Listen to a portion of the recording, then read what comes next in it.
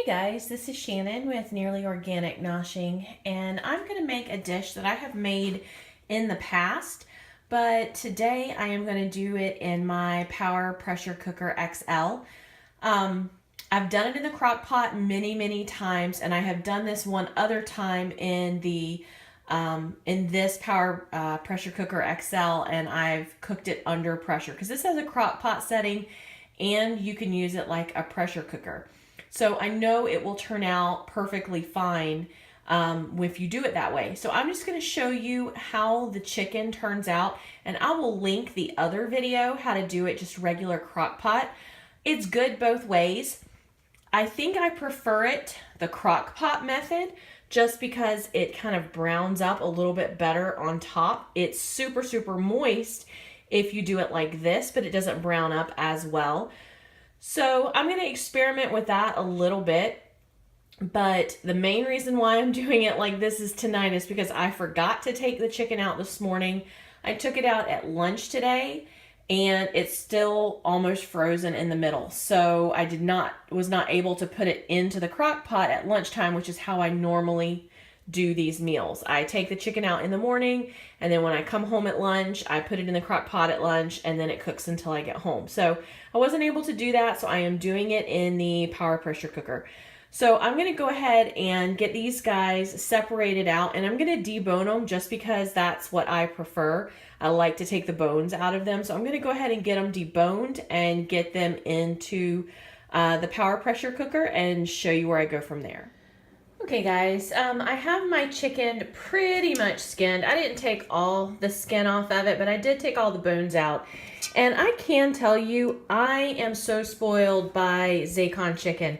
This is good chicken. This was a good deal. I did get a good deal on this chicken. But when you look at this, this is how much skin and bones was in that one package of chicken.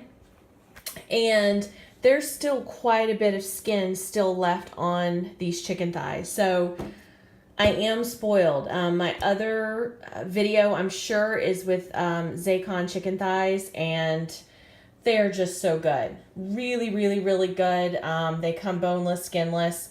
Absolutely delicious. So if you've not checked out Zaycon, definitely do check it out. I'm sure this is going to be really good, but I am spoiled, and I have just taken the frozen chicken thighs right out of the bag, thrown them in the crock pot with the seasoning packets, and cooked it that way, which I could have done at lunch if I would have had boneless chicken thighs. I could have thrown them in here, defrosted them enough just to break them up into pieces and separate them and get them in here as it is.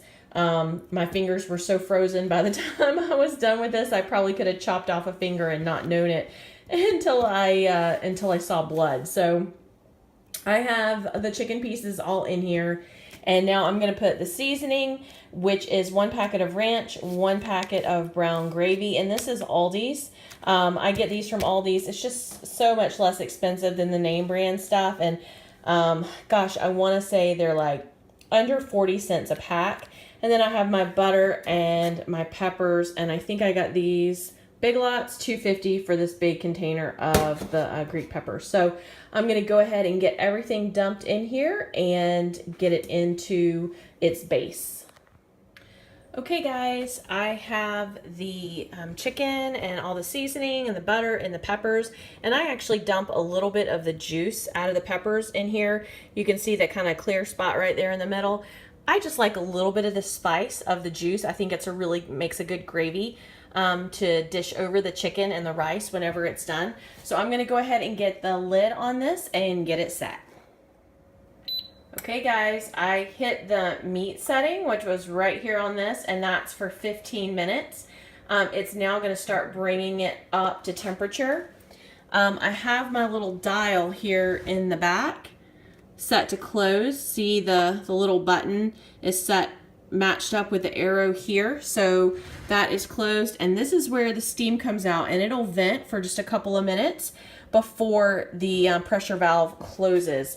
So it'll go ahead and get started, and I will check it when it comes down off pressure. And Most likely it'll be good, but if it's not, I'll just turn it on for just a couple more minutes and finish it off.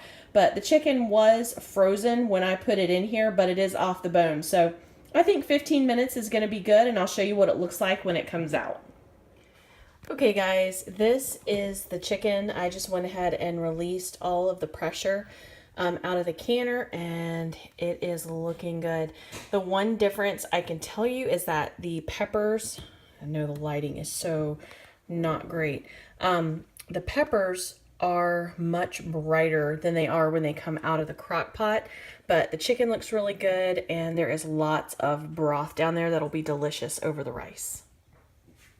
And all I did is set it for what it automatically went to was 15 minutes. It was probably a little bit of overkill, but like I said, the chicken was raw when I put it in.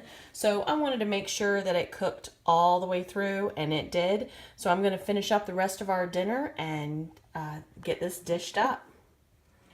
Okay, this is what the meat looks like out of the canner. It is super soft. You can see that it's just kind of falling apart and moist and flavorful. So good over rice. You could do it over mashed potatoes also if you like. We just personally love it over rice, and then take just a scoop of the liquid that's in the bottom, the gravy, and just pour it over everything. So this is what we are having for dinner tonight. I hope you enjoyed the video. If you did, sorry, that was a dog. Give it a thumbs up and comment in the comment section if you'd like to see anything else.